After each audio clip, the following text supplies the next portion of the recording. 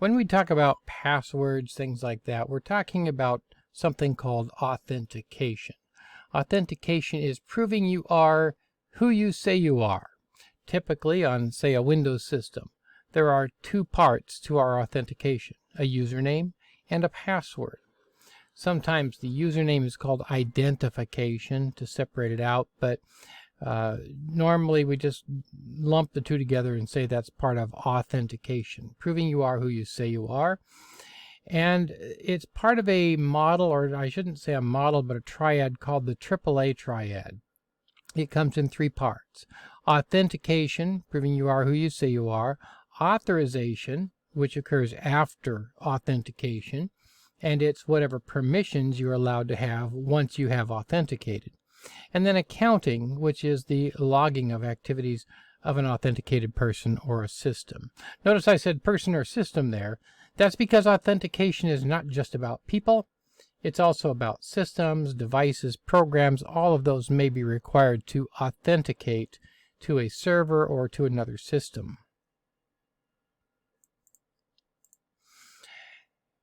You have probably seen these terms multi-factor authentication and two-factor authentication. Typically, MFA and 2FA are the acronyms we use for those. So let's talk about those. What are these factors that we're talking about? Well, there are three of them.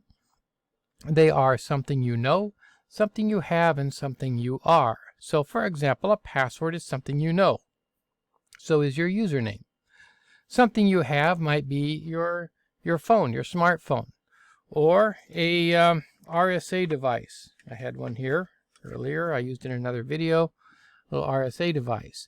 It could be a USB dongle that you have to plug in, or something of that nature that you're holding on to. The chip in your credit card or your debit card would be a good example. The SIM card in your phone would be a good example. These are something you have that is required in order to log on to something. Finally, there's something you are. This is biometrics, fingerprints, iris scans, things like that. And there are a whole big long number of those things, which we're not going to go into in any detail. And by the way, there have been some other suggestions more recently of additional factors, although these are the big three that we still go by. But some of the others suggested are some place you are, something you do, some time that it is. So your device has to be synchronized a certain way. It has the IP address has to be from a certain place. Let's say your salesman is out remotely and they're supposed to be in San Francisco. If a login attempt comes from an IP address in Chicago, it would be rejected. So that would be some place you are. Something you do. These tend to be these are sometimes called behavioral biometrics, and they have to do with things like how do you swipe the screen on your smartphone. Different people have different signature ways that they do that. Your typing dynamics. Everybody has their own unique typing dynamics.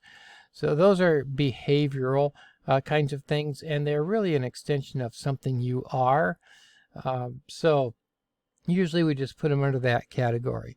So for all intents and purposes, we're just going to use these three as the three different factors for authentication.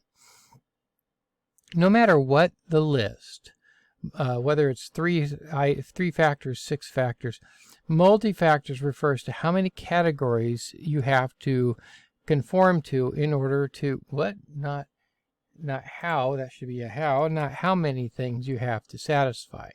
So for example, a password, a PIN, and an email address.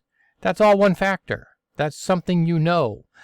So if I have to type in my password and my PIN and my email address, I have typed in one factor, even though I filled in 3 different things on the form.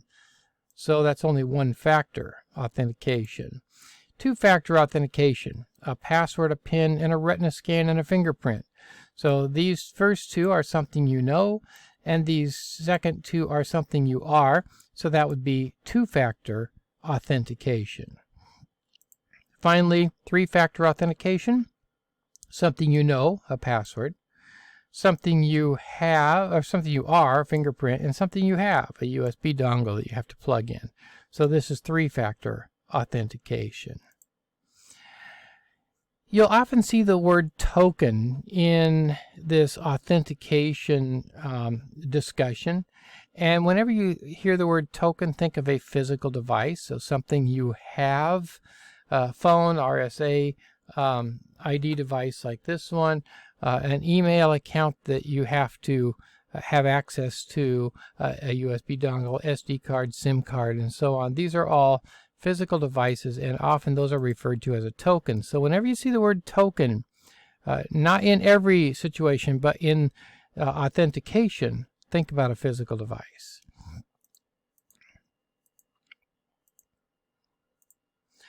Active authentication and continuous authentication are new concepts that you see bantered around a little bit.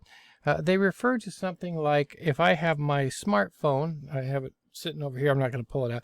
If I have my smartphone and it is continuously watching, say, the way I walk, which is one of the things we're looking at possibly doing, the way I walk, the way I swipe the screen, the way I type on the keypad, those are all active authentication in that, or continuous authentication, in that it's constantly watching those things.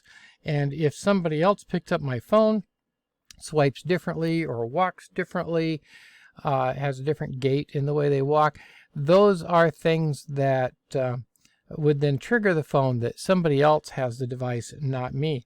There are some real crazy ones. For example, the phone has several radio frequency detectors, one for Bluetooth, one for Wi-Fi, one for the cell system, and so on.